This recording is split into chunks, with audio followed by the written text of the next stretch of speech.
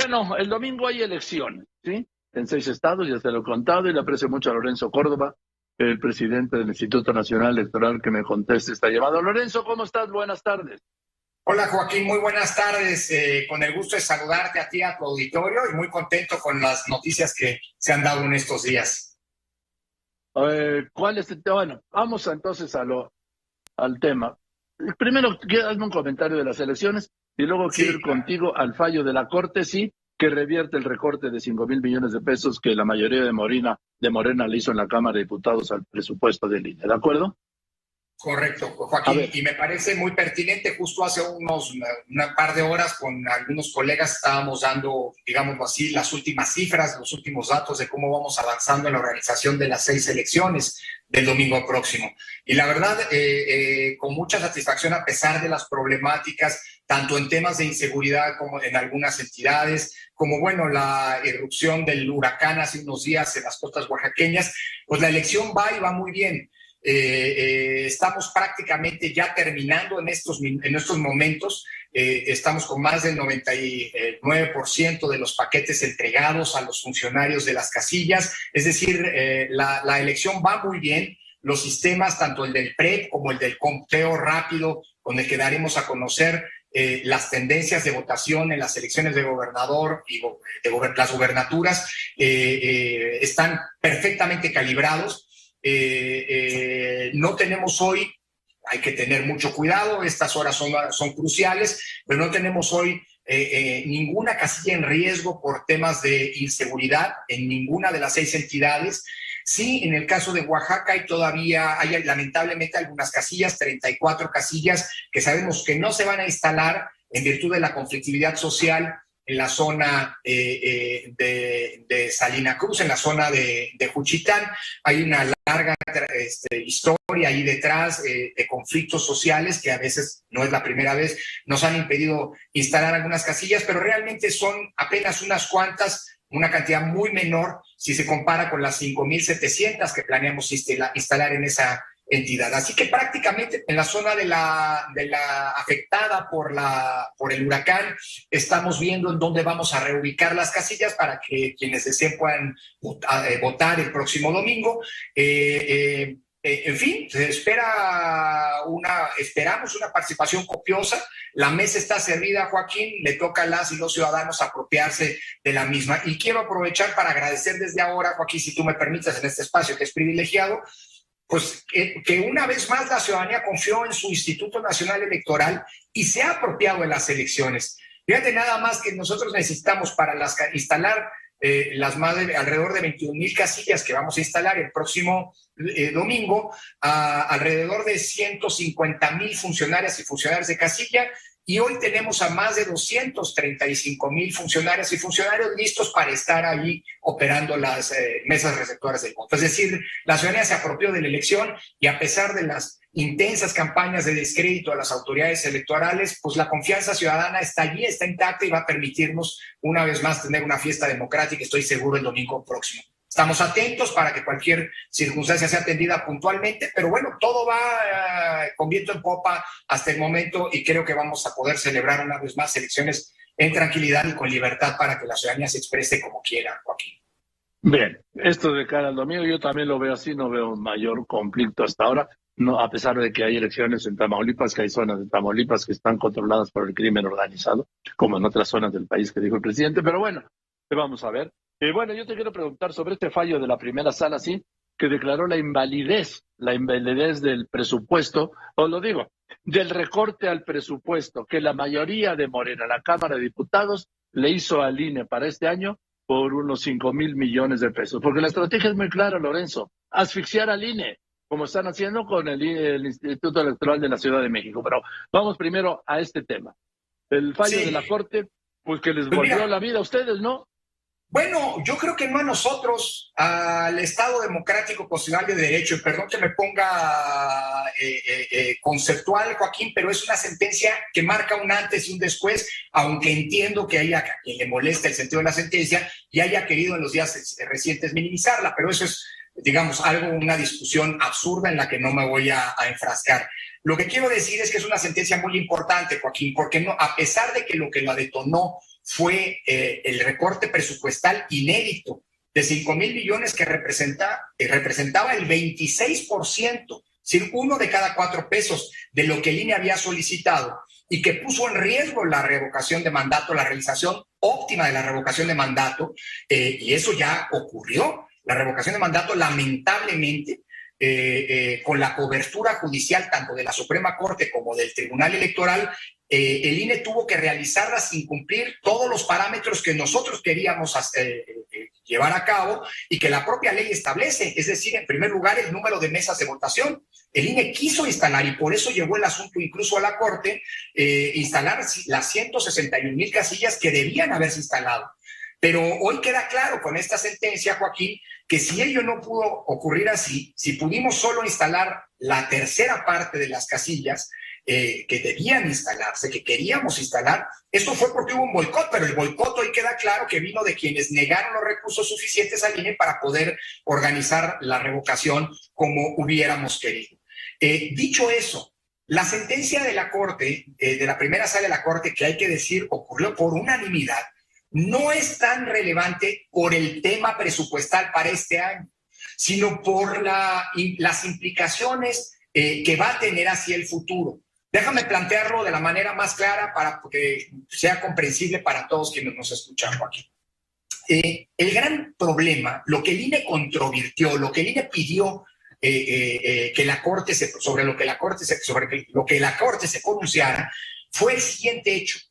Nadie niega que la Cámara de Diputados tiene la facultad constitucional de definir el presupuesto, y eso implica eventualmente poder recortar recursos a lo que los órganos del Estado le piden.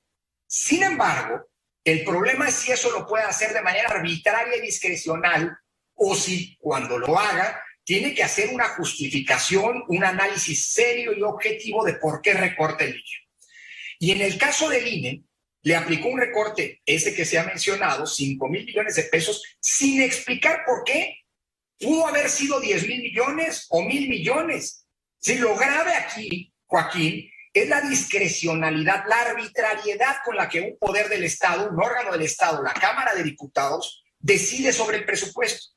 El punto de vista del INE es que no puede, porque es un órgano sujeto a lo que dice la Constitución y en consecuencia al principio de legalidad, que dice que toda decisión, toda determinación de los órganos del Estado tiene que estar debidamente fundada y motivada, es decir, justificada, no puede hacer este tipo de recortes como se le venga en gana. Esa es la gran nuez del asunto, Joaquín.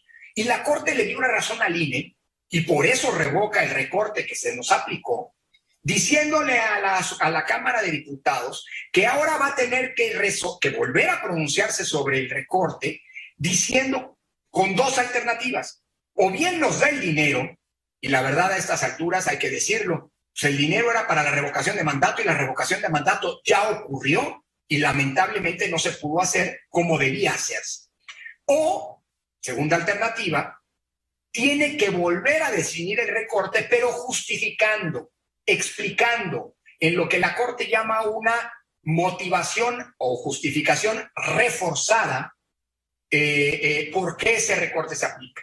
Y sobre todo, y este es el gran dato, Joaquín, la Corte conmina a la Cámara de Diputados a que esta actuación siga en los presupuestos posteriores, lo cual es importantísimo porque el presupuesto que vamos a presentar en agosto y que tendrá que definirse en noviembre para 2023 es de una enorme relevancia, porque es un presupuesto que me tocará a mí presentar como presidente del INE, negociar con la Cámara de Diputados, defender en la Cámara de Diputados, pero no ejercer, porque yo termino mi cargo junto con otros 3 colegas en abril del 23. Pero es un presupuesto en donde desde septiembre del próximo año tendrá que solventarse los gastos de cara a la elección de 2024. Así que desde el punto de vista jurídico y constitucional es una sentencia que marca un antes y un después, aunque hay algunos actores que por intereses políticos y conveniencia quieran minimizarlo. A ver, no, aquí está Sergio Gutiérrez Luna, el presidente de la mesa directiva de la Cámara de Diputados morenista. Sí, bueno. ¿Qué dijo? La mayoría parlamentaria de Morena logrará mantener el recorte presupuestario, punto. Nadie dice que no lo hagan. Lo que pasa es que ahora van a tener que justificarlo y motivar de manera reforzada por qué lo hacen. Pues lo justificarán, hombre. Pero a ver, habrá que ver cómo lo justifican. ¿Qué quiere decir motivación reforzada, Joaquín? Déjame explicarlo. Que la sentencia lo dice con todas las letras. Dado que el INE es un órgano especializado encargado de las elecciones, de entrada se tiene que dar por bueno el presupuesto que solicita. Y si se considera por la Cámara que es un presupuesto excedido y que se le va a aplicar un recorte, entonces se tiene que justificar por qué se hace el recorte y, sobre todo, demostrar que con los recursos que se le asignen pueden cumplirse con las funciones que tienen comentadas constitucionalmente. Eso lo van a hacer como sea, Lorenzo, parece. Ya quisiera verlo, sí. Porque hay lo un van a dato, hacer Joaquín. como sea, Lorenzo, ¿por qué? Porque ellos tienen la mayoría simple y van a aprobar lo que ellos quieren aprobar.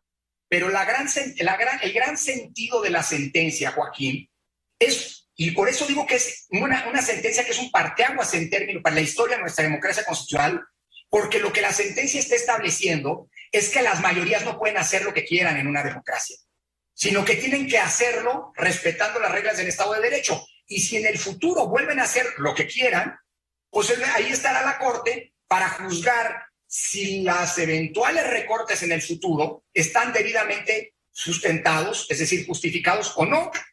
Puede parecer una cosa menor, Joaquín, pero no lo es. No, yo señalo esto. Oye, por cierto, ayer se perdió un candidato presidencial. Bueno, si te refieres a alguno de los consejeros del INE que vamos a salir el próximo año, nunca lo he sabido. Me refiero a ti porque ayer se venció el plazo para que hubieras dejado el INE si hubieras querido ser candidato presidencial. Mira, Joaquín, lo cual es una gran noticia también, para mí al menos. Déjame decirte por qué. Primero, hay que explicar, la Constitución establece que los consejeros del INE no podemos ocupar un cargo público en los gobiernos o poderes en cuya elección participamos, ni tampoco ocupar una candidatura a cualquier cargo público en los 2 años posteriores a la salida del cargo, a la dejar nuestro cargo. Y justamente el día de ayer, dentro de 2 años, se celebrarán las elecciones del 2024. ¿Esto qué quiere decir? Que ninguno de los 4 colegas que saldremos en abril del próximo año y que hoy integramos el Consejo General del INE, podremos en 2024 aspirar a ninguna candidatura.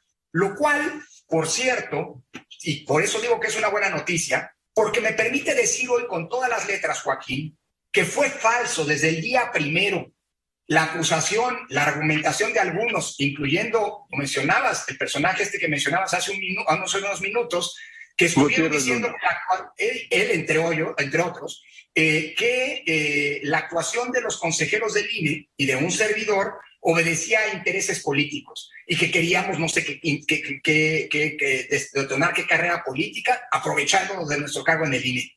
Hoy podemos decir con todas las letras que quienes afirmaron eso le mentían a la ciudadanía. Las decisiones que tomamos en el INE las tomamos con responsabilidad y apegándonos a la ley, no por intereses políticos. Cuando nosotros Lorenzo, ¿te estás refiriendo al presidente? Me estoy refiriendo a todos los actores, Joaquín, que en su momento dijeron que la actuación del INE o que de su presidente tenía una motivación y una intencionalidad política. Me estoy refiriendo a todos aquellos, que fueron muchos, que decían que todas las decisiones que yo tomaba o empujaba dentro del INE, porque en el INE tomamos decisiones colegiadas, somos 11 consejeros, el presidente es un voto más, nada más, tenían el propósito de convertirnos en candidatos o de trabajar para no sé qué fuerza política. Hoy, con todas las letras, gracias al calendario, gracias a que hoy estamos a 3 de junio y por lo tanto se exorcizó cualquier pretensión o acusación o insinuación de que estábamos aquí trabajando para construir nuestra carrera o para aspirar a alguna candidatura, es una mentira. Fue siempre una mentira y hoy se constata. Bien. Bueno, Lorenzo, pues ya a ver si hablamos el domingo por la noche. Te tocan las últimas elecciones, las del año que viene, Coahuila y el Estado de México, ya le tocarán a tu sucesor. Joaquín, con una dato adicional, si me permites, telegráficamente. Sí. Con las elecciones de este domingo, que son 8 elecciones, 6 de gubernatura más las del Congreso de Quintana Roo y las de ayuntamientos de Coahuila, el INE de 2014, cuando nació como ente nacional, habrá organizado 330 elecciones en estos 8 años, lo cual habla de una tarea enorme, pero sobre todo ninguna de ellas ha tenido un conflicto postelectoral, lo cual habla de un sistema electoral fuerte, robusto y, digo yo, confiable. Bien, gracias Lorenzo, te mando un abrazo y suerte el domingo, ya estaremos en contacto, estés bien. Lorenzo Córdoba, el ex precandidato presidencial, digo el nombre así.